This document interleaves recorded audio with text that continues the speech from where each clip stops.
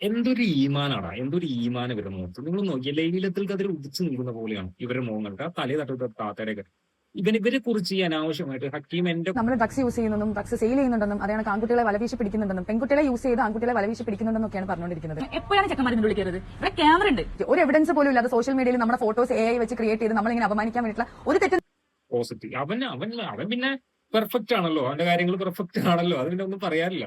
നീ മറ്റുള്ളവരെ കുറിച്ച് പറയുമ്പോൾ അവരൊന്ന് ശ്രദ്ധിക്കണം. കാരണം ഇവരെ കുറിച്ചിട്ട് അനാവശ്യമായിട്ട് എന്തൊക്കെയോ പറഞ്ഞു അതായത് ഇവര് ഡ്രഗ്സ് ആണ്, ഇവര് വീട്ടില് ഡ്രഗ്സ് കച്ചവടം നടത്തുന്നുണ്ട്, അല്ലെങ്കിൽ ഡ്രഗ്സിന്റെ വിൽപ്പനയുണ്ട്, ആണുങ്ങളെ കയറ്റുന്നു, ആണുങ്ങളെ പിടിക്കുന്നു, എന്തൊക്കെയോ പറയുന്നുണ്ട്. നിങ്ങൾ അവരുടെ മുഖത്തേക്ക് വിളിക്കുന്നു, ജസ്റ്റ് ഒന്ന് വിശ്വസിക്കും. ഇവരെ മുഖം കണ്ടിട്ട് നിങ്ങൾക്ക് തോന്നുന്നുണ്ട് അവരങ്ങനെ ഒരു ഈമാനും ആ ഇത്താടെയൊക്കെ മുഖം ഇത്താടെയൊക്കെ പോകുന്ന ഒരു ഈമാൻ തട്ടി തെറിച്ച് പോകാത്ത രീതിക്കുള്ള സാധനം. ബാക്കിയുള്ളവരെ കാര്യം ഒന്നും പറയാൻ വേണ്ട.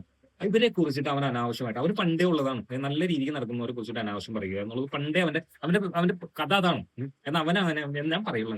എനിക്ക് നിന്റെ പല കാര്യങ്ങളും ഞാൻ എതിർക്കുന്നുണ്ട്, പക്ഷെ ചില കാര്യങ്ങൾ നീ പറയുന്നത് കറക്റ്റായി പോകും.